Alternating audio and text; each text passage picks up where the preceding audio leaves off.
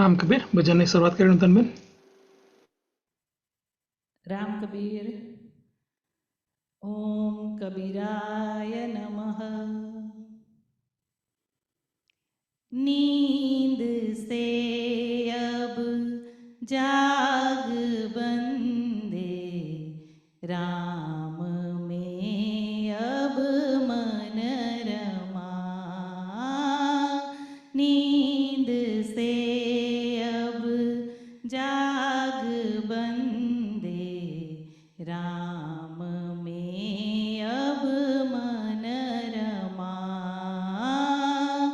निर्गुना से लाग बंदे, है वही परमात्मा।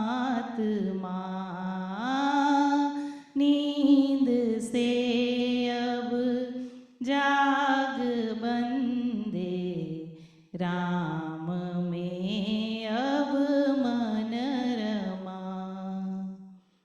हो गई है भोर कब से, ज्ञान का सूरज उगा।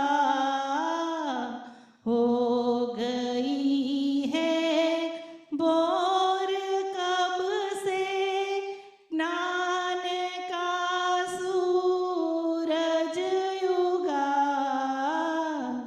जा रही हर सांस बिरथा, साईं सुमिरन में लगा।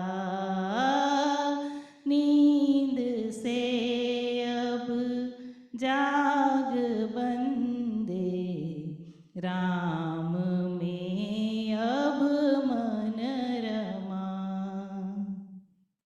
फिर न पाएगा तू अवसर, कर ले अपना तू भला। फिर न पाएगा तू अवसर, कर ले अपना तू भला। स्वप्न के बंधन है झूठे, मोह से मन को छुड़ा।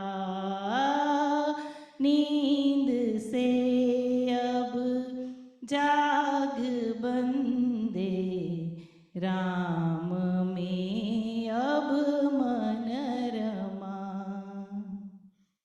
धार ले सत नाम साखी, बंदगी कर ले जरा। धार ले सत नाम साखी, बंदगी कर ले जरा। नैन जो उल्टे कबीरा, साईं तो सन्मुख खड़ा।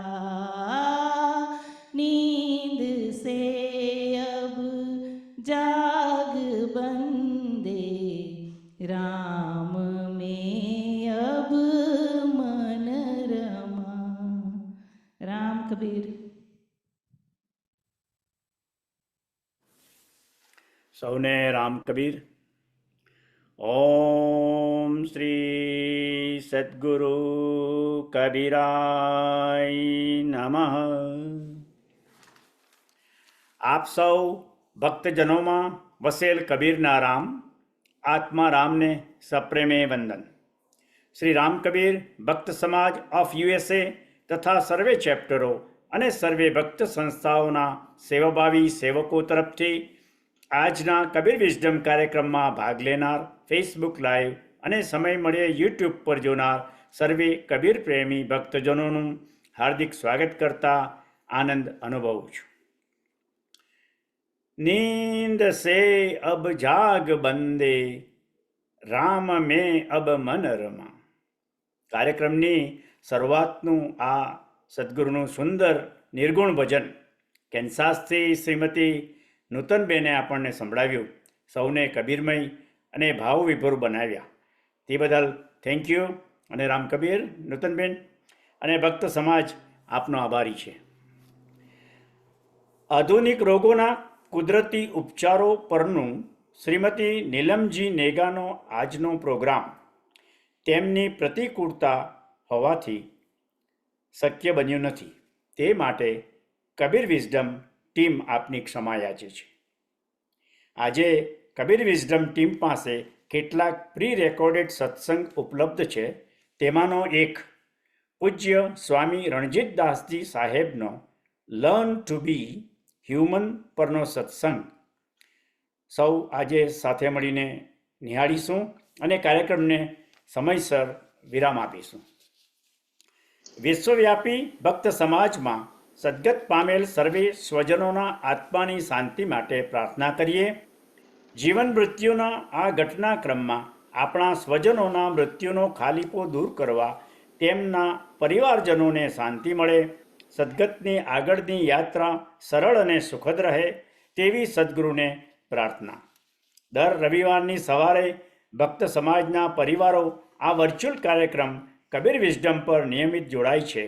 આ સફર એક આધ્યાત્મિક વિસામો છે. આદિ વ્યાધિ ઉપાધિમાં પણ સાચી સમજણ મળે છે. વિશ્વવ્યાપી ભક્ત સમાજમાં સર્વે ભક્તજનોએ શક્તિની ઉપાસનાનું પર્વ નવરાત્રિ ઉજવ્યું. અસત્ય પર સત્યના વિજયનું પર્વ દશેરા પછી હિન્દુ સંસ્કૃતિનું મહાપર્વ દીપાવલીના દિવસો નજીકમાં જ છે. As we Hindus find this 5 days long festival to be the most important holidays of the year, as it signifies the awakening of Atma, our inner light, bring peace and joy into our lives as it outshines the darkness of ignorance. Colorful fireworks and the exchange of sweets and gifts among all family members. સર્વે ભક્તજનોને સમાજ તરફથી આ શુભ પર્વ દીપાવલીની શુભકામના. હવે આપણે રણજીતદાસજીનો સત્સંગ video સાંભળીશું. Ram Kabir.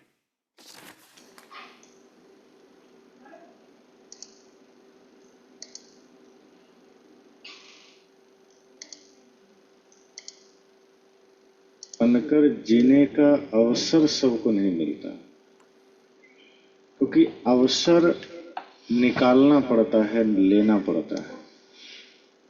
जो free में मिलता है वो कभी काम की चीजें नहीं होती. जो काम की चीजें हैं वो मेहनत से मिलती है, तप से मिलती है. तो शरीर तो सबको मिल जाता है, संभावनाएं भी सबको मिल जाती है, लेकिन आदमी अवसर निकालना नहीं जानता. वहीं संसार के कार्यों के लिए आदमी निकाल लेता है. कुछ भी करना हो संसार के काम, उसके लिए अवसर मिल जाता है, पर सत्संग के लिए व्यक्ति नहीं निकाल पाता. कहीं अनाज बंट रहा हो तो आदमी सोचता है पहला दिन ही ले लें तो ज्यादा अच्छा है, पता नहीं बाद में खत्म हो जाए. लेकिन सत्संग कहीं हो रहा हो 2 दिन का तो आदमी सोचता है पहला दिन तो है, दूसरा दिन चले. जहां सत्संग की बात आती है हमारी वृत्ति हमें दूसरे दिन पर टाल देती. ऐसा लगता है जैसे हमने रजिस्ट्री कर लिया है मौत से कि अभी हम आराम से चलेंगे, कोई दिक्कत नहीं, कल देखेंगे. सत्संग के लिए हम अक्सर उत्सुक नहीं होते हैं, ज्ञान के लिए हम उत्सुक नहीं होते हैं, संसार के चीजों के लिए हम उत्सुक हैं, उतावले हैं. संसार की कोई भी चीज जिसमें हमें तत्क्षण लाभ नजर आता है हम उसके लिए उतावले हो उठते हैं. लेकिन अध्यात्म के लिए, सत्संग के लिए जो शाश्वत शांति का साधन है, जो परमानंद का साधन है, उसके लिए हम उतावले नहीं होते, उसके लिए हम उत्सुक नहीं होते. जितनी तन्मयता हम संसार के कार्यों में लगाते हैं, जितनी एकाग्रता से हम संसार का काम करते हैं, उतनी तन्मयता उतनी एकाग्रता हम ध्यान, सत्संग, अध्यात्म में नहीं लगा पाते। और ये ऐसा मार्ग है जहां तन्मयता पूर्वक न लगने से कोई लाभ नहीं मिलता है, कोई विशेष इसका परिणाम जीवन में नहीं आता है। परिणाम चाहिए तो पूर्ण एकाग्रता से लगना होगा। इसलिए तो साहब ने श्रोताओं की भी स्थिति बताई है, तन थिर मन थिर सुरति निरति थिर होए। वे कहते हैं श्रोता होना भी साधारण बात नहीं, बोलना तो साधारण है, कोई भी बोल सकता है, पर श्रोता होना, सुनना, ये असाधारण काम है। लेकिन उसकी योग्यताएं क्या है? तन थिर, पहली योग्यता तो है तन स्थिर होना चाहिए, शरीर स्थिर हो, मन भी स्थिर होना चाहिए, और उसके बाद जो सुरति है, ध्यान है, वो भी केंद्रित होना चाहिए। जब ये सब कुछ एक स्थिर अवस्था में हो जाता है, तब सदगुरु कहते हैं फिर वो सच्चा श्रोता है। तो सत्संग मिलता है, शास्त्र उपलब्ध हैं, महापुरुषों के आदर्श उपलब्ध हैं, फिर भी आदमी की नजर बाजार में अखबार और सरसलील पर जाता है। मोबाइल में भजन उपलब्ध है, प्रवचन उपलब्ध है, फिर भी आदमी मोबाइल खोलता है तो समाचार पर और गानों पर ही नजर जाती है। वो कोशिश कम करता है कि हम इन चीजों में जाएं। कभी कभार मौका मिला तो सत्संग के तरफ ध्यान गया। अभी हम सत्संग के प्रति उत्सुक नहीं हैं, और जब सत्संग के प्रति उत्सुक नहीं है तो हम सामाजिक कार्यों से जुड़ नहीं पाते, मानवीय चेतनाओं से हम जुड़ नहीं पाते, जो एक नैतिक जीवन हमारा है हम उसमें जुड़ नहीं पाते हैं, हम अलग अलग हो जाते हैं। और जब हम अलग अलग चलते हैं तो उसका हमें फिर जीवन का लाभ नहीं मिलता। अक्सर आप सुनते हैं कि व्यक्ति जो अध्यात्म से जुड़ा हुआ होता है, धर्म से जुड़ा हुआ होता है, वो कोमल होता है, ये सुनते आए हैं। जो कलाकार होते हैं वो कोमल होते हैं, जो संगीत प्रेमी होते हैं कोमल होते हैं, ये सुनते हैं। लेकिन आज इस वर्तमान समय में वो कोमलता पता नहीं चलती, और वो कोमलता रह नहीं गई है, वो कठोरता हृदय में आ गई, हृदय पत्थर सा हो गया है।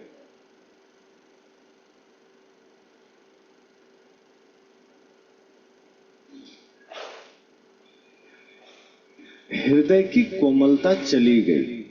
सेवा, भक्ति, साधना, उपासना, अब इसकी बात नहीं होती। अब चार आदमी जब मिलते भी हैं, इन चीजों पर ध्यान नहीं देते, वो बाहर की बातें करते हैं, राजनीतिक बातें करेंगे, घर परिवार की बातें करेंगे।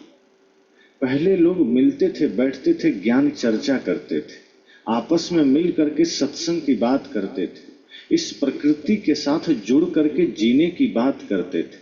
आज व्यक्ति का जीवन अप्राकृतिक होता जा रहा है। आज व्यक्ति प्रकृति में नहीं जीता है, अब तो व्यक्ति विकृति में जीता है। पशु आज भी प्रकृति में जी रहा है। आदमी को तो संस्कृति में जीना था, वो प्रकृति में ही नहीं जी रहा है, विकृति में जी रहा है। तो आज हम जगत को अलग ही तरीके से देख रहे हैं।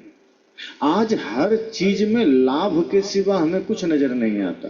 तात्कालिक लाभ, लंबे समय के लिए हमें लाभ मिल सके, ऐसी कोई योजना हम नहीं बना पाते। संसार की वस्तुओं में लंबा लाभ नहीं है, तत्क्षण तत्कालिक लाभ है। अगर लंबे समय तक लाभ लेना है तो अपनी सेवा देनी पड़ेगी। हम प्रकृति से सब कुछ ले लेते हैं, हम देते कुछ नहीं। आदमी बल्कि शिकायत करता है कि हमें तो कुछ नहीं मिला, भगवान ने हमें कुछ नहीं दिया, भगवान ने हमें सब गरीब बना दिया, भिखारी बना दिया, हम बड़े अभागे हैं, हम बड़े दुर्भाग्यशाली हैं, भगवान ने कुछ नहीं दिया। और ये वही लोग हैं जो जीवन के प्रति बेहोश हैं वो ये शब्द कहते हैं कि हमें कुछ नहीं मिला। अब सोचिए, श्वास हम ले रहे हैं, अगर इस श्वास लेने के भी कीमत चुकाने पड़ जाएं तो सोचिए क्या होगा। जो लोग बीमार होकर अस्पताल जाते हैं, वेंटिलेटर पर रहते हैं, उनको ऑक्सीजन के लिए भी पैसे चुकाने पड़ते हैं। हम स्वस्थ हैं, घूम रहे हैं, कहीं कोई पैसा नहीं चुकाना पड़ रहा है। सड़क पर चलने का पैसा लगने लगे, पानी आज बाजार में बिक रहा है, लेकिन फिर भी जहां हम हैं हमें उपलब्ध हो जाता है। ये नदियां, ये झील, ये झरने, ये चांद, ये सितारे, ये सूर्य, ये हवा, ये प्रकाश, सब हमें फ्री में मिला है। फिर भी आदमी शिकायत कर रहा है कि हमें तो कुछ मिला ही नहीं। आदमी सोचता है कि भोजन भी बना बना आ जाए, रास्ता भी चलना ना पड़े, कोई गोद में उठा के पहुंचा दे, जूता भी ना पहनना पड़े, कोई पहना दे, भोजन चबाना भी ना पड़े, कोई पचा भी दे। इतना निकम्मा इंसान हो गया। और ये सब हुआ है भगवान के कारण। किसी ने समझा दिया कि धरती पर भगवान है, अब वो भगवान के कर्म को नहीं देखता है, भगवान के आदर्श को नहीं देखता है। वो सोचता है बस पूजा करेंगे भगवान खुश हो जाएंगे। अब ये तो ऐसा ही है जैसे कोई पिता है और उसके 2 पुत्र हैं। एक पुत्र पिता की आज्ञा मानता है और एक है बहुत लंपट, लेकिन वो रोज पिता के फोटो पर अगरबत्ती घुमाता है। अब पिता किससे खुश होंगे? लंपट से। अगरबत्ती तो घुमा रहा है, वो बेलपत्र भी चढ़ा रहा है, लेकिन पिता की आज्ञा का पालन नहीं कर रहा है, पिता की इज्जत का मान नहीं रख रहा है, पिता की मर्यादा का ख्याल नहीं रख रहा है, पिता के बताए रास्ते पर चल नहीं रहा है। अगरबत्ती और फूल जरूर भेंट कर रहा है। पिता निश्चय ही उससे खुश होंगे जो आज्ञाकारी है। लेकिन आदमी आज वही भगवान के साथ कर रहा है। वो सोचता है भगवान को हम अगरबत्ती घुमा देंगे तो खुश हो जाएंगे। वो जैसे खुद लालची है, भगवान को भी लालची समझता है कि घूस से खुश हो जाएंगे, हमारे पॉलिश लगाने से भगवान खुश हो जाएंगे। आप देखिए, जब चोर चोरी करने कहीं जाता है तो चोरी करने से पहले मंदिर जाता है, 1 किलो 2 किलो लड्डू चढ़ाता है, भगवान से कहता है प्रभु 1 किलो लड्डू चढ़ा रहे हैं, कृपा करना आज हमको बढ़िया माल मिल जाए किसी घर में। अब उसको ये लग रहा है कि हम भगवान को लड्डू चढ़ा दिए तो भगवान हम पर कृपा करेंगे। शर्म भी नहीं आती कि हम चोरी करने जा रहे हैं और भगवान हमको चोरी में सहायता करेंगे। अब जिस घर में चोरी करने जा रहा है उस घर का आदमी भी मंदिर जाता है, वो भी जाके लड्डू चढ़ा के आता है, प्रभु कृपा करना हमारे घर में कभी डाका ना पड़े। अब लड्डू वो भी चढ़ाया है, चोर भी चढ़ाया है, भगवान तो संकट में आ गए कि अब सुने किसकी। दोनों लड्डू चढ़ाया है, फिर चेक करते हैं लड्डू घी में किसका बना है। अब चोर ने अगर घी वाला लड्डू चढ़ा दिया तो भगवान उसकी कृपा दे देते हैं उसको, चलो तुम चोरी कर लो। तो आदमी चोर भी भगवान को अपने अनुसार समझ लेता है कि जैसे हम घूस से काम कर लेते हैं तो भगवान हम पर वैसी ही कृपा कर देंगे। हम चोरी भी करेंगे तो हमारे सहायक बन जाएंगे, हम हिंसा भी करेंगे तो भगवान सहायक बन जाएंगे, हम पाप भी करेंगे तो भगवान सहायक बन जाएंगे। भगवान हमारे पाप कर्मों के सहायक नहीं है, वो नाशक है, विनाशक, पाप विनाशक। अगर हम इस भाव से चल रहे हैं, इस भाव से आगे बढ़ रहे हैं, तो इसका मतलब है कि हम बेहोश हैं, हम जिंदगी के प्रति सजग नहीं हैं, जागृत नहीं हैं। हम सिर्फ जगत को लाभ की दृष्टि से देखते हैं, भगवान को लाभ की दृष्टि से देखते हैं, मंदिर को लाभ की दृष्टि से देखते हैं। लोग मंदिर जाते हैं, प्रार्थना करते हैं, वो प्रार्थना प्राणों से थोड़े करते हैं, वो प्रार्थना सिर्फ शब्दों से होती है, ओम जय जगदीश हरे, और माइंड में चलते रहता है घर में धन लक्ष्मी बढ़े, इससे ज्यादा कुछ नहीं सोचता। वो भगवान के लिए जाता ही नहीं, वो भगवान के प्रति भाव ही नहीं होता। साहब ने कहा है ना, दुख में सुमिरन सब करे, सुख में करे न कोई। जो सुख में सुमिरन करे तो दुख काहे को हो। जब आदमी के जीवन में दुख या विपत्ति आती है तो गुरु भगवान मंदिर की याद आती है। और जब तक सुख का जीवन है, समृद्धि का जीवन है, चारों ओर सब कुछ ठीक ठाक है, तो भगवान का स्मरण भी नहीं करता, और करता भी है तो खुद से नहीं करता, नौकर से करवाता है कि जाओ मंदिर में पूजा कर लेना हमारी तरफ से। इतना घमंड में आदमी चलता है, अपने से नहीं करता। संसार का सारा काम खुद करता है, पर पूजा पाठ की भी बात आती है तो नौकर से करवाता है। तो जीवन के प्रति हम इतने बेहोश हैं, इतनी मूर्छा में हैं कि हम हर चीज को हम लाभ की दृष्टि से करते हैं, जागृत होकर नहीं करते हैं। ना ध्यान हम उस भाव से करते हैं, ना पूजा करते हैं, ना मंदिर उस भाव से जाते हैं। और इन कारणों से जीवन में कभी कोई जागृति नहीं आती, हम जागते नहीं हैं। माता रानी का जागरण खूब चलता है, लेकिन हमारा जीवन जाग नहीं पाता, हम खुद ही नहीं जाग पाते। हम सोए होते हैं और जागरण बाहर करते हैं। बाहर का जागरण किसी काम का नहीं, वो तो और दूसरों की नींद खराब करने वाला है। और अपना जो मोह नींद में सोए हैं, जब ये ज्ञान से हम जागृत हो जाएं, असली जागरण है। इसलिए मैंने कहा कि ये जो जीवन है, सबको एक अवसर मिला है, लेकिन बहुत कम लोग हैं जो सत्संग को जीवन में अवसर के रूप में लेते हैं कि जीवन थोड़ा है, ये सत्संग, ये ज्ञान, ये संदेश, भगवान, ये आदर्श हमें जीवन में जोड़ना है। हम महापुरुषों के आदर्शों को अपना आदर्श नहीं बनाते। हम सोचते हैं अगरबत्तियां घुमाएंगे काम हो जाएगा, हम सोचते हैं जल चढ़ा देंगे काम हो जाएगा। 1 महीना बोले बम, 11 महीना तौले कम, ये वाला भाव आदमी का रहता है कि सावन के 1 महीना हम बोलबम अगर चले गए भगवान शिव की नगरी, 11 महीना कितना भी पाप करेंगे सब ठीक ठाक है, कोई बात नहीं। पहले कहावत सुनते थे ना, राम नाम लड्डू गोपाल नाम घी, हरि नाम मिश्री घोल घोल पी। अब आदमी ने इसको भी बदल दिया, राम नाम लड्डू गोपाल नाम टी, हरि माने मुर्गी का अंडा फोड़ फोड़ पी। अब ये वाला फार्मूला आदमी शुरू किया है कि अब चाय तो चलेगी ही और अंडा भी चलेगा। अब तो लोग शाकाहारी मांसाहारी के चक्कर में पड़ रहा है कि अंडा तो शाकाहारी, जो मलमूत्र से निकल गया तो शाकाहारी हो जाएगा। आदमी की बुद्धि इतनी मारी गई है कि खाने की चीजों में भी विवेक नहीं लगाता कि क्या खाद्य है क्या अखाद्य है, अभक्ष खाए जा रहा है। जीवन को सिर्फ एक जुआ की भांति आदमी देख रहा है। और ऐसे ऐसे विचार भी हमारे सामने आ गए हैं कि हम जीवन को दिव्यता से झांकते ही नहीं, परमानंद की दृष्टि से देखते ही नहीं है, पूरे सृष्टि को एक अहोभाव से देखते ही नहीं। हम जहां देखते हैं आंखों में हमारा कहीं ना कहीं लोभ लालच होती है, और जब लालच की दृष्टि से हम संसार को देखते हैं तो कोई किसी में भगवान कहाँ दिखेंगे, फिर किसी में परमात्मा कहाँ दिखेंगे।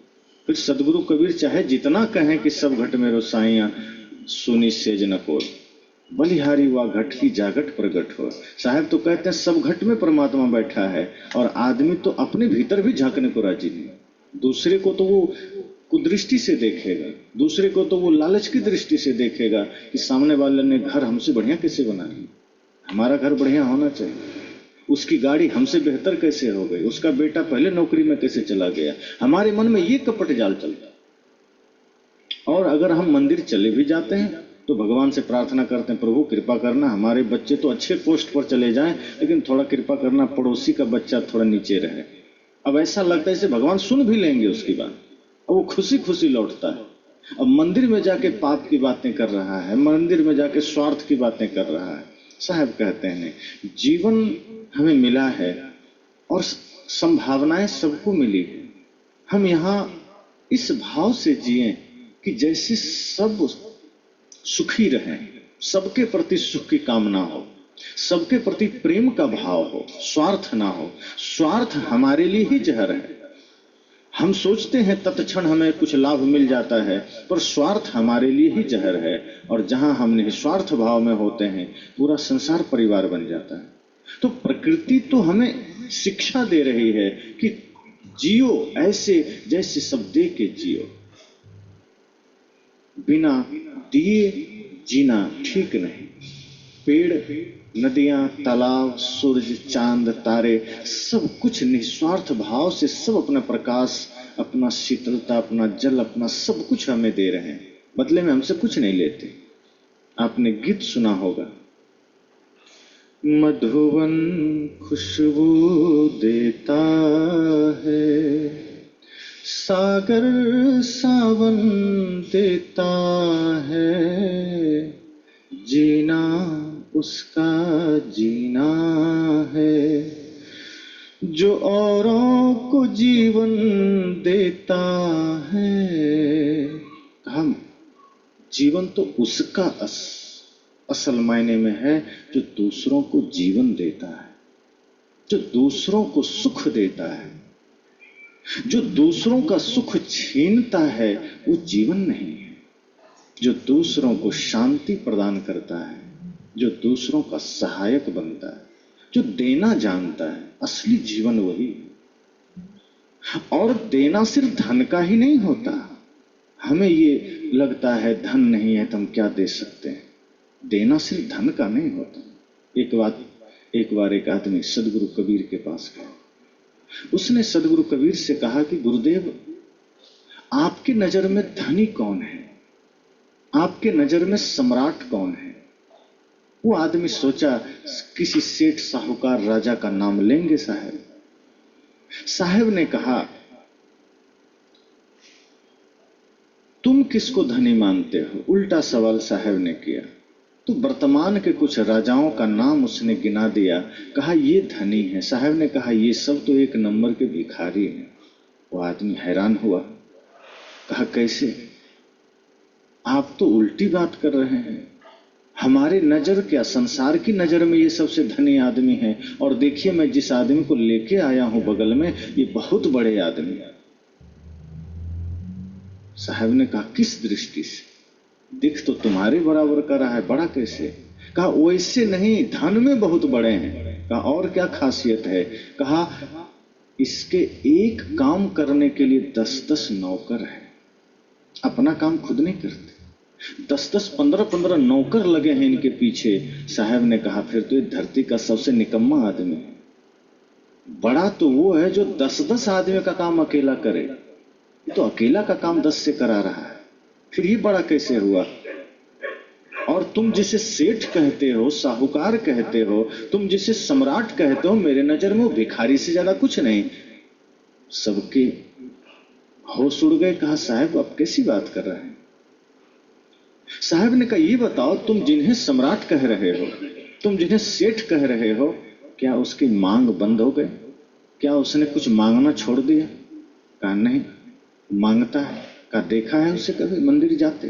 कहा देखना, बड़े बड़े जो सेठ हैं उसको मंदिरों में देखना, प्रार्थनाएं सुनना। उसकी प्रार्थनाओं में कोई प्राण नहीं होता है, उसके प्रार्थनाओं में कोई भाव नहीं होता है, उसके प्रार्थनाओं में सिर्फ मांग होती है। 10 फैक्ट्री है, भगवान ऐसी कृपा करना 5 और लग जाए। इतना सोना चांदी मेरे पास है, कृपा करना और डबल हो जाए, कृपा करना और फ्लैट खरीद सकें। इसके सिवा वो सेठ, वो साहूकार, वो सम्राट भगवान से कुछ नहीं मांगता। और इतना ध्यान रखना, जिसने अभी मांगना जारी रखा है वो भिक्षुक ही होता है, वो सम्राट नहीं हो सकता। लोगों के होश उड़ गए। कहा मांगने वाला सच में भिक्षुक ही तो होगा। और साहब ने कहा और ध्यान दो, जिसे तुम सम्राट कहते हो उससे बड़ा भिखारी इस धरती पर कोई नहीं है। और जिसे दुनिया भिखारी कहती है वो तो साधारण है, वो तो मंदिर के बाहर बैठकर बेचारा मांग रहा है कि थोड़ा पेट के लिए दे दो, थोड़ा सा दे दो। तुम उसे एक मुट्ठी भी नहीं देते ठीक से, 2-4 रुपए भी नहीं देते, वो तो थोड़ा सा मांग रहा है, लेकिन फिर भी उसे दुनिया ने भिखारी कहा। और जो अंदर जाके करोड़ों मांग रहा है तुमसे सेठ कहते हैं। जो बाहर भिक्षुक बैठा है, जो बाहर तुमसे मांग रहा है, उसे पेट भरने के लिए मांग रहा है। और जिसे तुम सेठ कहते हो वो अंदर जाके पेटी भरने के लिए मांग रहा है। तो दोनों में बड़ा भिखारी कौन हुआ। लोगों ने कहा बात तो सही है, ये जितने सेठ साहूकार हैं तो भिखारी हैं। तो साहब ने कहा फिर बताओ, तुमने उसे धनी कैसे कहा। वो धनी नहीं है, वो बड़े गरीब लोग हैं। तो लोगों ने कहा फिर आपके नजर में सम्राट कौन है, आप ही बताइए। तब साहब ने कहा चाह गई चिंता मिटी, मनुआ बेपरवाह, जिनको कुछ नहीं चाहिए वो ही शहंशाह। साहब ने कहा जिसकी चाह मिट गई, जो निश्चिंत हो गया, चिंता जिसकी मिट गई और जिसको कुछ भी नहीं चाहिए, मेरी नजर में वही सम्राट है। जिसने बल्कि देना जान लिया है, जो देना सीख गया है, जिसका नाम देने वालों की लिस्ट में आ गया है, वाकई वही सम्राट है। तब उस आदमी ने कहा, गुरुदेव फिर तो हम सम्राट नहीं बन सकते। कहा क्यों? कहा हमारे पास तो उतना धन ही नहीं कम दे सके। साहब ने कहा कि तुम फिर गलत समझ रहे हो। धन का देना ही कोई सम्राट होने का कारण थोड़े है। धन को देकर ही कोई सम्राट थोड़े बनता है। अगर तुम ये सोचते हो कि धन का दान करके ही हम सम्राट बनेंगे, फिर तो तुम्हारी दृष्टि बाहर की हो गई, अंदर कहां प्रवेश किए तुम। कहा फिर? कहा धन नहीं दे सकते, नहीं है कोई बात नहीं, तुम लोगों को प्रेम तो दे सकते हो, तुम लोगों को ईमानदारी तो दे सकते हो, मीठे वचन तो दे सकते हो। साहब ने कहा धन तो कोई भी दे देता है, धन देना सरल है पर मीठे वचन देना कठिन है, प्रेम देना कठिन है। एक संत एक दरवाजे से गुजर रहे थे, घर में आवाज दिया कुछ भिक्षा दे दो। घर में कोई नहीं था, एक छोटी सी बच्ची थी, 10 वर्ष की। वो बाहर निकली, उसने कहा गुरुदेव हमारे घर में तो कुछ भी नहीं है, हम क्या दे सकते हैं? संत ने कहा मना मत करो, हम तुम्हारे द्वार पर आए हैं, खाली हाथ मत जाने दो, कुछ तो दे दो। उस बच्ची ने कहा हम सच कह रहे हैं, माँ बाप कहीं बाहर गए हैं, माता पिता कहीं बाहर गए हैं, हम अकेले हैं, कुछ भी नहीं है मेरे पास। संत ने कहा तुम्हारे दरवाजे पर एक मिट्टी का टुकड़ा पड़ा है, वही उठा के मेरी झोली में डाल दो। तो संत के साथ जो उनका शिष्य था उसे लगा गुरुजी पागल तो नहीं हो, अन्य जगह अन्न मांगते थे, यहाँ मिट्टी का टुकड़ा मांग रहे हैं। अपनी कुटिया तो मिट्टी के ही बीच बसा हुआ है, कहाँ मिट्टी नहीं है, बहुत मिट्टी है, क्यों मांग रहे हैं? वो आश्चर्य में देख रहा है और वो बच्ची मिट्टी का टुकड़ा उठाया, गुरुजी के पात्र में डाल दिया, चलने लगे। शिष्य ने कहा गुरुजी आप ठीक तो हैं? कहाँ क्यों, क्या हुआ?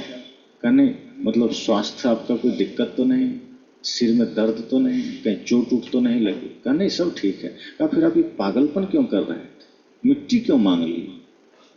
वो लड़की कह रही है कुछ नहीं है, फिर आप मिट्टी मांग रहे हैं। संत ने कहा बात छोटी सी है पर समझने की। आज उसके पास कुछ नहीं है, उसने मना कर दिया, और अगर मना करने की आदत बनी रही तो कल हो जाएगा, फिर भी मना करेगी, वो नहीं दे सकती।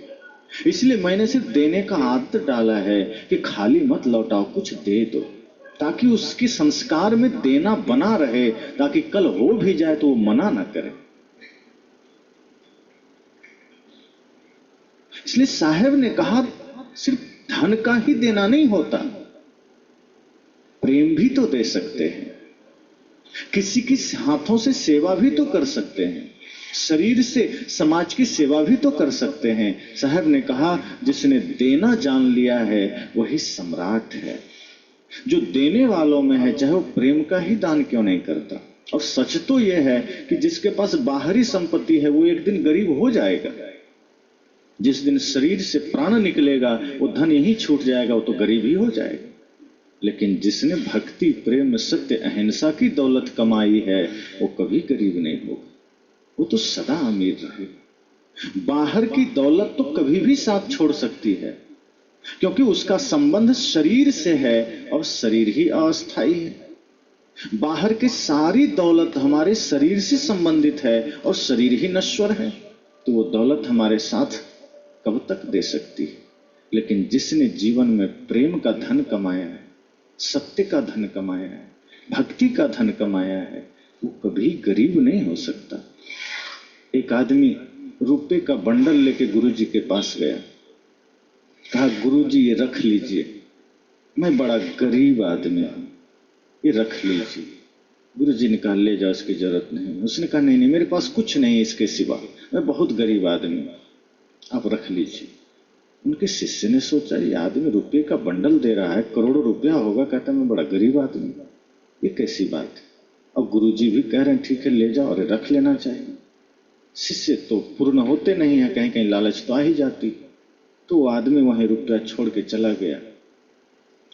गुरुजी से पूछा गुरुजी कह रहा है गरीब आदमी है, जो एक झोला रुपया यहां दान कर सकता है वो गरीब कैसे हो सकता है? साहब ने कहा उसका भाव गहरा है, धन में वो सुख ढूंढा मिला नहीं, धन उसके पास अपार है, वो धन के बीच ही सोता है, खाता है, पीता है, लेकिन सुकून मिला नहीं। भोजन उसके पास पर्याप्त है, लेकिन भूख कभी पाया नहीं। गद्दे रजाई भरे पड़े हैं, पर वो गहरी नींद कभी पाया नहीं, शांति कभी पाया नहीं। उसने जान लिया है कि जो सुख, जो शांति हमें चाहिए वो इनमें नहीं है, इसलिए हम गरीब हैं। अमीरी तो तब आएगी जब हम सुकून के साथ जी सकेंगे, जब शांति से जी सकेंगे। जिसके जीवन में शांति का धन है, प्रेम का धन है, सच्चे अर्थ में अमीरी तो वही है। और वो सेठ जान चुका है कि हम गरीब हैं, ये धन से हम अमीर नहीं हो सकते। ये तो तात्कालिक पहचान है, धन क्षणिक पहचान है कि कोई सेठ है, साहूकार है। लंबे समय तक अगर हमें पहचान बनानी है तो वो धन प्रेम ही है, सत्य ही है, जिससे हम लंबे समय तक, बल्कि शाश्वत धनिक हो सकते हैं, दौलतमंद हो सकते हैं। तो सदगुरु कबीर ने कहा कि सिर्फ धन का देना ही देना नहीं होता। आपके पास अगर मीठे वचन है वो दीजिए, आप वही नहीं दे पाते, ईमानदारी नहीं दे पाते। धन तो कोई भी दे देता है, शरीर से भी हम सेवा कहीं कर जाते हैं, लेकिन मन से हम लोगों को गाली देते हैं। कोई भिखारी आ गया कुछ मांगने तो देते हैं 5-10 रुपया, लेकिन मन से हम गाली देते हैं। और को छोड़ के मेरे पास आ गया, मन से हम गाली देते हैं, कहीं और जाना था लेकिन दे दिए, चलो पिंड छूटे। कोई चंदा लेने आ गया, आदमी सोचता है बिना लिए जाएगा नहीं, तो मन से तो गाली देता है, लेकिन जेब से चलो 100 रुपया दे दे। तो मन से अगर आप भाव नहीं दे पाए तो आपका वो दान व्यर्थ हो गया। आप थोड़ा ही दीजिए, इतने अहोभाव से दीजिए, और ये सोच के दीजिए कि मेरा मुझ में कुछ नहीं, जो कुछ है सो तोड़, तेरा तुझको सौंपता क्या लागत है मोर। मैं देने वाला कौन, मैं तो निमित्त मात्र हूं, माध्यम मात्र हूं। जिसका है ये उसी को जा रहा है। मैं अपना क्या दे रहा हूं, क्या है मेरा, मेरा मुझ में कुछ नहीं, जो कुछ है सो तोड़। साहब कहते हैं मेरा तो कुछ है ही नहीं, इस शरीर भी मेरा नहीं, जो मैंने जिसको दिया वो उसी का है। और जब इस भाव से देते हैं तो वो कई गुना लौट आता है। और जब हम स्वार्थ के भाव से देते हैं तो जो देते हैं वो तो चला ही जाता है, जो पास रहता है वो भी क्षीण होने लगता है। इसलिए साहब कहते हैं जीवन में जागृत होकर जिए, प्रकृति को इस भाव से देखें कि वो चारों ओर हमें क्या दे रही है और हम क्या कर रहे हैं। हम लेने को आतुर हैं, प्रकृति हमें देने को तैयार है। तो प्रकृति से भी ले रहे हैं, समाज से भी हम ले रहे हैं, राष्ट्र से भी ले रहे हैं। हमारे जीवन में न जाने कितने लोगों का सहयोग है जीने खाने पीने में। ये कपड़ा जो पहने हैं तो क्या हमने बुना है?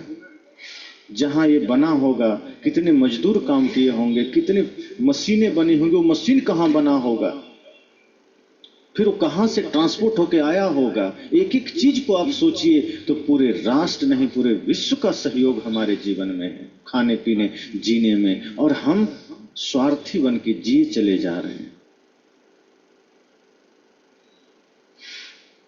अगर हम इस भाव के साथ जी रहे हैं कि बस अपने ही हमें चाहिए, अपने लिए अपना ही पेट भरना चाहिए, तो ये हमारी संस्कृति नहीं रही है। यहाँ तो देने की संस्कृति। एक भिक्षुक एक दिन सोचा कि रोज मैं भिक्षा मांगता हूं, रोज खाता हूं, खत्म हो जाता है। एक दिन मैं राजा से मांगूंगा, दरबार में जाके राजा से मांगूंगा, सामान्य आदमी से तो ज्यादा ही दान मिलेगा। भिक्षुक मन में गणित लगा रहा था कि अगर मैं राज दरबार में चला गया तो वहां जो भिक्षा मुझे मिलेगी मैं अनंत मतलब समय तक सुखी हो जाऊंगा। पूरे श्वास रहते जब तक मेरा जीवन है मैं सुखी हो जाऊंगा।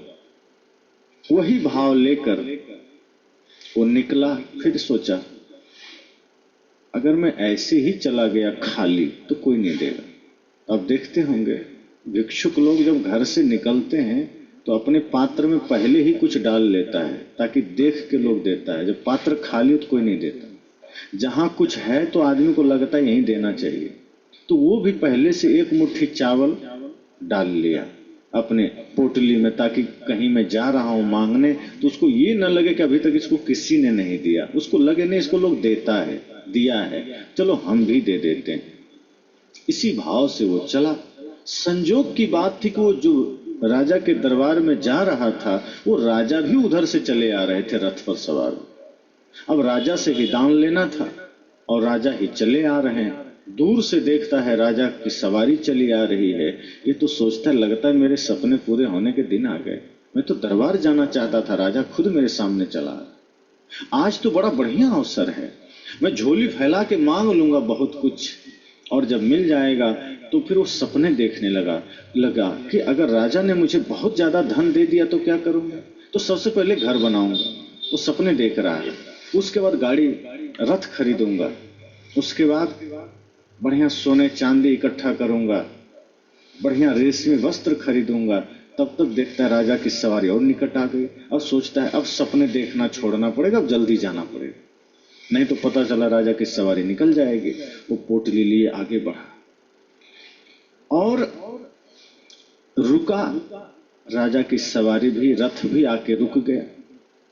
संजोग की बात थी, राजा भी उतर गया और ये भी अब उतर के अपना पोटली आगे फैलाना ही चाहता था कि राजा ने पहले ही अपना आंचल ऐसे कर दिया कि मुझे कुछ दे दो। भिक्षुक का तो दिमाग ही काम नहीं किया कि राजा है कि भिखारी है, मैं कुछ मांगने आया था, ये मुझसे ही मांग रहा है, ये कितना बड़ा भिखारी है। आज तक हमसे किसी ने नहीं मांगा, मैं तो खुद भिखारी, मैं तो दूसरों से मांगता हूं, ये राजा कहीं पागल तो नहीं हो गया, मुझसे ही मांग रहा है।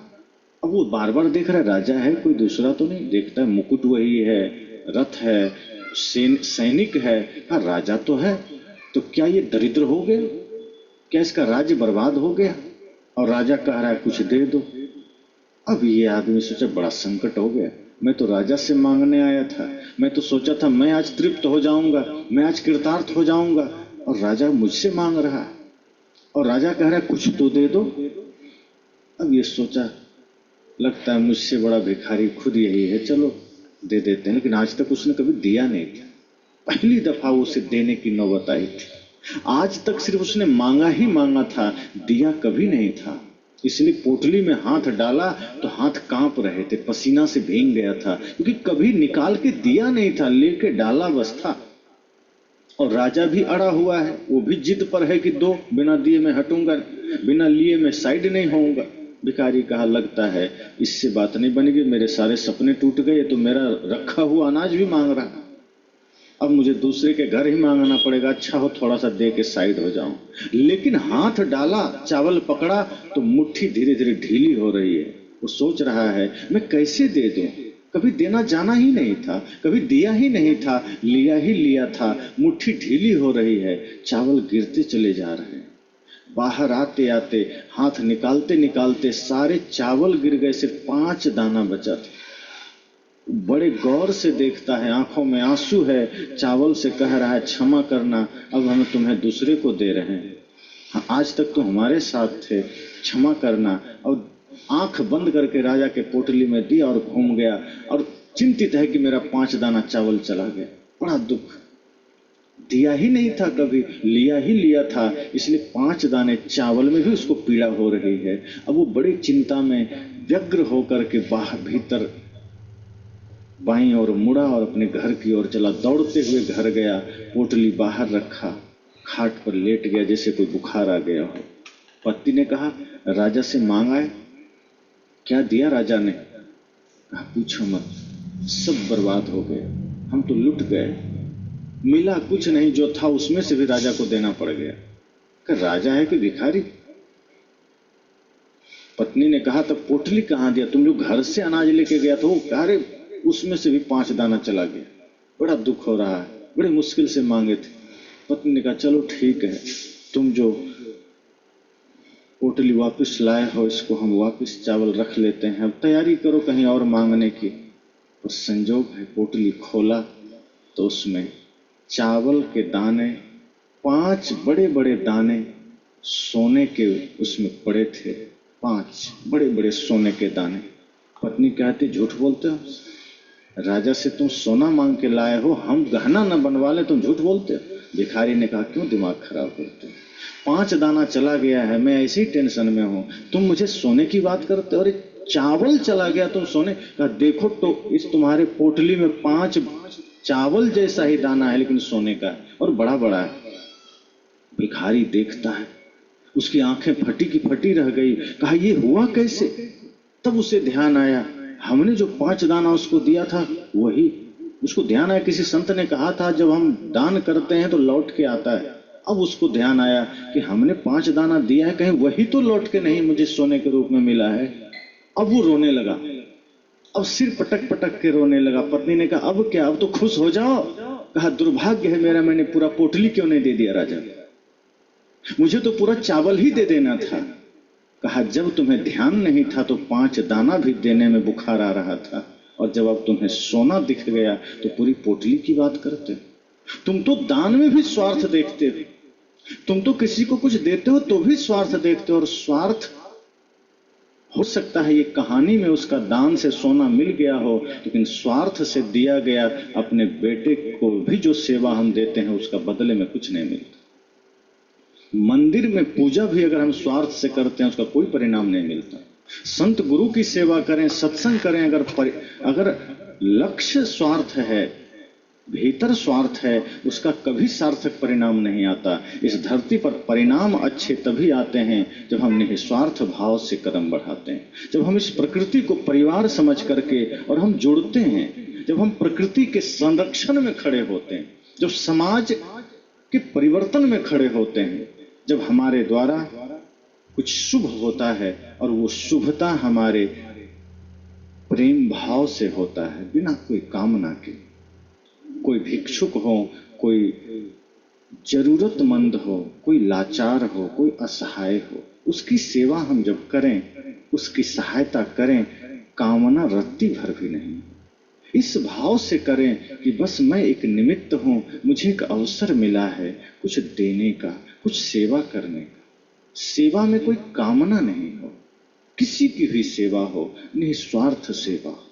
आज सेवा सिखाए जाते हैं जगह जगह, सेवा करनी चाहिए, सेवा करनी चाहिए। आदमी सेवा भी दिखाने के लिए करता है। आप देखेंगे बहुत जगह कोई एक पौधा भी लगाया तो बैनर लगा के फोटो खिंचा के 10 जगह फोटो डालेंगे। पौधा भले एक ही लगा हो।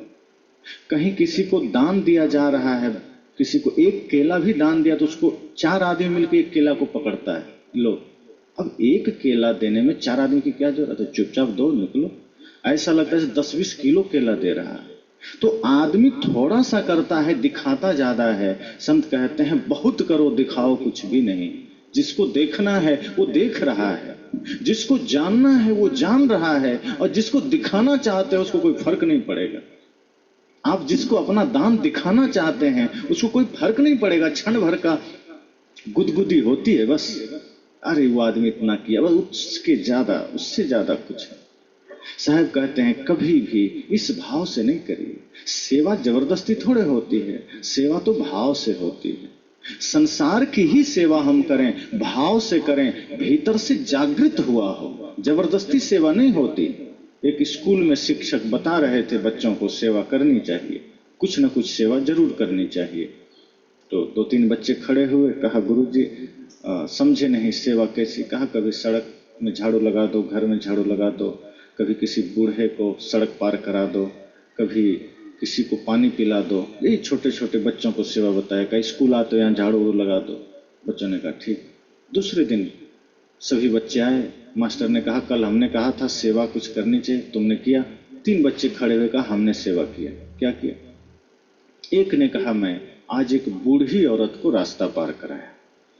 शिक्षक ने कहा वाह बहुत बढ़िया बात, पहले ही दिन में तुमने इतनी तरक्की कर ली, बहुत अच्छी बात है, धन्यवाद। दूसरा लड़का से पूछा तुमने क्या किया? उसने कहा मैंने भी एक बूढ़ी औरत को रास्ता पार कराया। गुरुजी थोड़ा सा सहमे, कहा मामला क्या है? फिर कहा कोई बात नहीं, बहुत सी बूढ़ी औरतें होती है, हो सकता है इसने भी कराया हो। तीसरे से पूछा तुमने क्या किया? कहा हमने भी एक बूढ़ी औरत को रास्ता पार कराया। अब गुरुजी रुक गए, कहा रुको रुको, 3 बूढ़ी स्त्रियां तुम तीनों को मिल गई? तीनों ने मिलकर कहा 3 कहां, एक ही को हम तीनों ने मिलकर पार कराया। वो तो जाना भी नहीं चाहती थी, हम तो जबरदस्ती उस पार किए। हमें तो रास्ता पार कराना था, वो तो इसी पार रहना चाहते थे, हम तो उठा के उस पार ले गए। आपने कहा था रास्ता पार कराना, वो तो जाना ही नहीं चाहते, बहुत गाली दे रहे थे मुझे उस पार नहीं जाना, पर आपने कहा था उस पार रास्ता करना है, रास्ता के उस पार पहुंचाना है, हम तीनों ने उठा के उस पार कर दिया। गुरु जी ने कहा ऐसी सेवा नहीं चाहिए, सेवा प्राणों से उपजनी चाहिए। गुरु जी ने कह दिया अब जबरदस्ती की सेवा में लगे। अब गुरु जी ने कहा कोई डूब रहा हो तो निकालना चाहिए। अब इसका मतलब थोड़ा कि कोई डूबा नहीं तो किसी को डुबा के निकाले। अब आदमी ऐसा ही करता है। अब नहीं डूब रहा है तो अच्छी बात है, डूबे तब निकालना है। ये नहीं कि गुरु जी ने कह दिया डूबते को निकालना है तो एक आदमी ने सच में को धक्का दे दिया, बाद में निकाला, कहा क्या हुआ, गुरु जी ने कहा था सेवा करो, डूबते को निकालो। अब कोई डूबा तो है नहीं, किसको निकालो, तुम्हें डुबा दिया। संत कहते ये सेवा नहीं है। फिर ये सेवा की कैटेगरी में नहीं आता, फिर ये भी एक बिजनेस कैटेगरी में आ जाता है कि गुरु जी ने कहा बस इतना टारगेट पूरा करना है, टारगेट पूरा हो गया हमें लाभ मिलेगा, हमें स्वर्ग का लालच दे दिया गया। तो प्रकृति में, इस संसार में जब हम जीते हैं तो हर चीज स्वाभाविक होना चाहिए, अहोभाव से होना चाहिए, परम भाव से हो, जहां न स्वार्थ हो, न कामना हो, न किसी के प्रति कोई लालच हो, न कोई भीतर आसक्ति हो। निर्मलता के साथ एक कदम भी हमारा बढ़े तो उसमें प्रेम हो, सत्य हो, करुणा हो, सेवा का भाव। जब हम इस भाव से चलते हैं तो पूरी प्रकृति हमारे सहयोग में खड़ी हो जाती है, फिर पूरा जगत हमारा मित्र हो जाता है, फिर संसार के प्राणी मात्र हमारे सहायक बन जाते हैं, फिर व्यक्ति कभी धोखा नहीं खाता।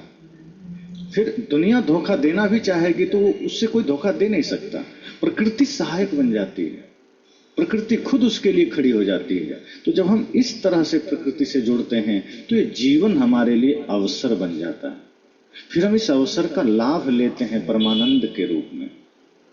लेकिन जब कामना के साथ जीते हैं और हर चीज में हम सिर्फ लोभ के साथ जीते हैं, तब जीवन बिगड़ता है, बिखरता है, फिर हम रोते हैं जीवन भर। फिर वो सेवा भी हमारे काम में नहीं आती, फिर सत्संग भी काम में नहीं आता, फिर ध्यान भी काम में नहीं आता।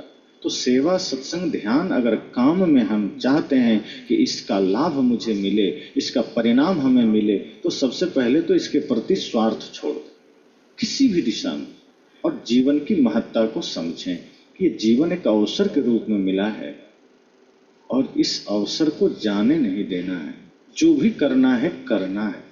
आज इस क्षण, इस वक्त हमें जो समय, जो मोहलत मिला है, उस मोहलत का लाभ लेना है, संकल्प होके जाना है, निश्चय करना है, प्रतिज्ञा करना है कि संकल्प हो हमारा, इंसान हम बनेंगे। इंसान बन गए तो भगवान भी बनेंगे। कुछ न कुछ जीवन में जब हम संकल्प लेते हैं तो हमारा मार्ग सरल होता है, फिर हमें सहायक होता है। जैसे गुरु जी कंठी देते हैं, तो कंठी क्या है? सत्य अहिंसा का प्रतीक है। अब कंठी पहन करके भी कोई चाह लेगा तो शराब पी सकता है, कंठी थोड़े रोकेगी कि तुम क्यों पी रहा है। लेकिन ये कंठी संकेत है। कोई आदमी कंठी पहना हो और वो झूठ बोलता है तो सामने वाला कहता है तुमको झूठ नहीं बोलना चाहिए, गले में माला है। मतलब माला इतना महत्वपूर्ण है, इतना भारी है कि वो व्यक्ति के जुबान पर ताला लगा देता है, गलत नहीं कर सकते। ऐसा नहीं कि कंठी हाथ पकड़ लेगा जाके, लेकिन कंठी एक भावनात्मक रूप से हमें रोकती है कि नहीं, तुम मुझे धारण किए हो और मैं कौन हूँ? मैं सत्य अहिंसा का प्रतीक हूँ, मैं गुरु के हाथों से दिया हुआ हूँ, मेरा महत्व समझो, मुझे गले में धारण करके गलत मत करो। कंठी संकेत करती, हाथ नहीं पकड़ती, आपके भीतर के कामनाओं को रोकती है, आपके भीतर के विचारों को रोकती है कि रुको, ठहरो, गलत कर रहे हो। तो ये हमें सावधान करती है, संकेत है। और गुरुजी माला कब देते हैं? जब देख लेते हैं कि शिष्य में माला पहनने का गुण आ गया है, किसी को भी नहीं दे देते। जब देख लेते हैं कि व्यक्ति अब धर्म के मार्ग पर चलने का ट्रेनिंग ले चुका है, चलने को बढ़िया तत्पर हो चुका है। बहुत से गुरुजी हैं पहले ही माला दे देते हैं कि पहन लो, सब कल्याण होगा। अब कुछ शिष्य तो मर्यादा रख लेते हैं, कुछ फिर तोड़ करके मांस खा लेते हैं, फिर गुरुजी आते हैं फिर गले में पहन लेते हैं। वो माला को सिर्फ दिखावे के लिए पहनते हैं। आप देखिए, पुलिस विभाग हो, सेना का विभाग हो, कहीं भी आप जाएंगे तो पहले ट्रेनिंग दी जाती है, वर्दी पहले नहीं दी जाती, वर्दी बाद में दी जाती है। अचानक कोई गया और वर्दी पहना देगा, क्या जाने, पहले कहीं भी ट्रेनिंग होती है, जब ट्रेनिंग में कंप्लीट हो जाता है, वर्दी तो बाद में बस एक पहचान के लिए दी जाती है कि हाँ अब ये पुलिस है। क्योंकि बिना वर्दी में पुलिस आ जाए तो आपको डर ही नहीं लगेगा, किसी को नहीं लगेगा। वो भले ही जान रहे हैं पुलिस है, लेकिन अगर वो वर्दी में नहीं है तो भय होता ही नहीं है। लेकिन वो पुलिस नहीं भी है, नकली पुलिस वर्दी में आ जाए तो आदमी कांपने लगता है। जो चोर प्रवृत्ति का आदमी, अच्छा आदमी भी कांपने लगता है, पता नहीं क्या कहेगा, क्या बोलेगा। इसलिए कंठी जब हम पहनते हैं तो ये हमें सांकेतिक रूप से रोकती है। तो इसीलिए सत्संग, भक्ति, प्रेम, इन्हीं भावों से हम धारण कर सकते हैं, इन्हीं निस्वार्थ भावों से, कामना रहित भावों से, जहाँ कोई कामना ना हो, जहाँ कोई स्वार्थ ना हो। तो ये पूरा जगत हमारा सहायक बन सकता है, ये पूरे जगत के लिए हम सहायक हो सकते हैं। इसी भाव से कि प्रकृति हमें देती है, उसी भाव से हम भी जगत को दें। यही भाव करते करते हम यात्रा करें इस जीवन की, जहाँ आप पाएंगे कि चारों ओर शुभ का ही दर्शन होगा। तो इस सत्र में सदगुरु कबीर को स्मरण करते हुए इसी भाव के साथ कि हम सब भी जीवन में जो अवसर मिला है, जो समय मिला है, उसका सदुपयोग करें, उस अवसर को गंवाएं नहीं। हम तो अवसर गंवाते चले जाते हैं, क्षण भर का भी अवसर मिलता है हम उसको खो देते हैं। संसार के कार्यों के लिए तो अवसर न मिले तो बना लेते हैं, लेकिन अध्यात्म के लिए, धर्म के लिए, परमानंद के लिए, मोक्ष के लिए अवसर सामने रहता है, हम उसको नजरअंदाज कर देते हैं। संसार के लिए अध्यात्म को ठुकराना नहीं है, अध्यात्म कोई बोझ नहीं है, ये तो जीवन दर्शन है, ये तो स्थिति है। बाहर की चीजों को धारण करने के लिए कुछ हो सकता है खाली करना पड़ेगा। जैसे मोबाइल में आप कुछ भरते जाएं तो मोबाइल की मेमोरी फुल हो जाती है, दूसरा चीज भरने के लिए मिटाना पड़ेगा। उसी तरह संसार की भौतिक उपलब्धियों को, भौतिक चीजों को, वस्तुओं को लादने के लिए आपको हो सकता है घर खाली करना पड़े, हो सकता है नया घर बनाना पड़े। और अध्यात्म तो ऐसा है जो इतना विराट होते हुए भी, इतना परमानंद की जो विशालता है होते हुए भी, जब हम उसे धारण करते हैं तो हमें भी विराट बना देता है। वो हमें ये नहीं कहता कि हमें स्वीकार करने के लिए आपको रुकने की जरूरत है, सत्संग के लिए आपको ठहरने की जरूरत है। सत्संग तो कहता है चलते फिरते मुझे धारण कर लो, फिर हम तो आपके जीवन को प्रकाशित कर देंगे। धर्म कहता है, अध्यात्म कहता है कि आप मुझे धारण कर लो, हम अपने जैसा विराट बना दें। क्योंकि धर्म का अर्थ ही है जो धारण करने योग्य है। और जब हम धारण कर लेते हैं प्रेम को, सत्य को, करुणा को, तो वो हमें विराट बनाता है। संसार हमें क्षुद्र बनाता है, छोटा बनाता है। स्वार्थ, आसक्ति, कामना हमें संक्षिप्त करता है।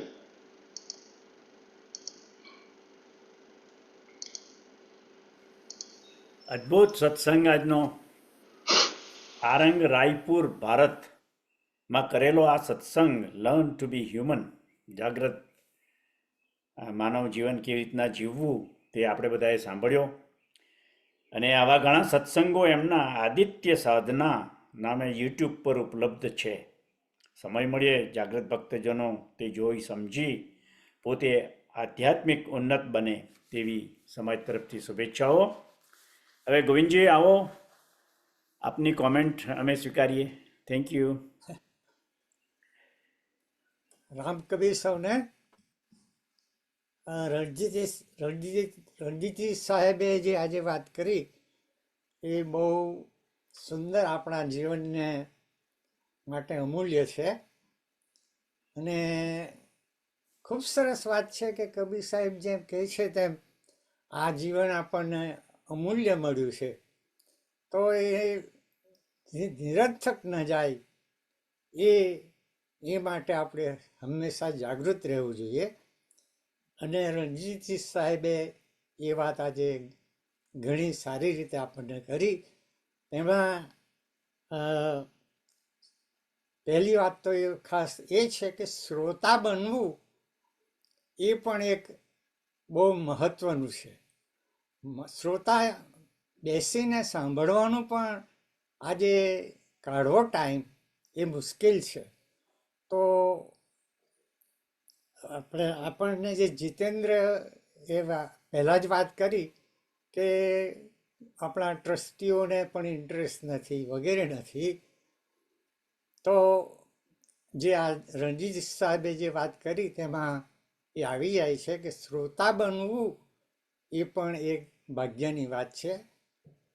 અને બીજી વાત એમણે પ્રકૃતિની કરી કે જે ખૂબ મહત્વનું છે. આ જે વિશ્વ બન્યું છે એમાં પ્રકૃતિ જ આપણને અને પ્રકૃતિથી જ આપણે જીવીએ છીએ. એ ખૂબ ખૂબ સરળ રીતે એમણે વાત કરી કે આ પ્રકૃતિના સાથે જો આપણે જીવીએ, પ્રકૃતિને જો સમજીએ, પ્રકૃતિને જો માણીએ તો આપણે પ્રકૃતિમય થઈએ અને કુદરતને સમજીએ અને કુદરત આપણે સમજી શકીએ.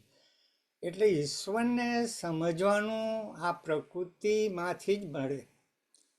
અને એક દાખલો મને યાદ આવે છે કે સેન ફ્રાન્સિસ્કોમાં એક વ્હાઈટ વુમન, એનો એકનો એક છોકરો હતો અને તે કારના એક્સિડન્ટમાં ગુજરી ગયો. એ પોતે એકલી જ હતી અને એમનો સન હતો. હવે એમના સનના ગુજરી જવાથી એટલી બધી આઘાતમાં ચાલી ગઈ કે મેન્ટલી એ ડિસ્ટર્બ થઈ ગઈ. વખત જતાં એ એમને ત્યાં બહાર પોટમાં ફ્લાવરના છોડો હતા, ગુલાબના છોડો વગેરે છોડવા હતા અને એમના પર ફ્લાવર આવતા. એ હંમેશા જ્યારે આ બધું દુઃખી થઈ જાય બહાર બેસે ને ધીમે ધીમે એને ફ્લાવરનું મહત્વ સમજાયું કે આ ફૂલ શું છે. એ ખીલે છે, સાંજના કરમાઈ જાય છે અને પાછા સવારે સુંદર ફૂલો ખીલે, મહેક આપે છે. આ બહારને મને પણ આનંદ થાય છે. એ રીતે એનું મેન્ટલ પાછું અપ આવે અને એને કુદરતમાં શ્રદ્ધા જામી અને કુદરતની શ્રદ્ધાને લીધે પછી એ એમ મેન્ટલી ખૂબ સરસ પાછી થઈ ગઈ અને એણે એક સંસ્થા સ્થાપી અને એ સંસ્થામાં એ આ જ કામ કરે અને એમાં જે ભંડોળ ભેગું થયું એ આ લોકોને બધાને હેલ્પ કરવામાં એ પોતે. તો આ જે પ્રકૃતિ છે એ આપણને બહુ જ હેલ્પફુલ છે. ખૂબ સુંદર વાત કરી છે એમણે. તો હજી ઘણી વાત એમણે તો સારી સારી કરી છે કે સુખમાં સુમિરણ કરે તો દુઃખ કાહે કે હોય. એટલે આપણે છકી જવાનું તો છે જ નથી. આ વાત પણ એમણે સુંદર રીતે કરી અને સત્સંગની વાત કરી કે સત્સંગ એટલે સત એટલે સત્ય. સત્સંગ, સત્યનો આપણે સંગ કરવાનો છે અને એ આપણે સત્ય કોની પાસે મળે કે જે આવા સત્પુરુષો છે એમની સાથે આપણે જો સંસ્કારમાં એમને સાથે રહીએ, એમને સમજીએ, એમને નમસ્કાર કરીએ, એમનામાંથી લઈએ તો એ આપણને સત્સંગ ફળે છે.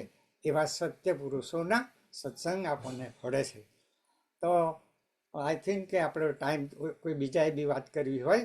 સૌને Ram Kabir. Thank you very much. સુંદર સુંદર અભિપ્રાય આપ્યો ગોવિંદજી, થેન્ક યુ.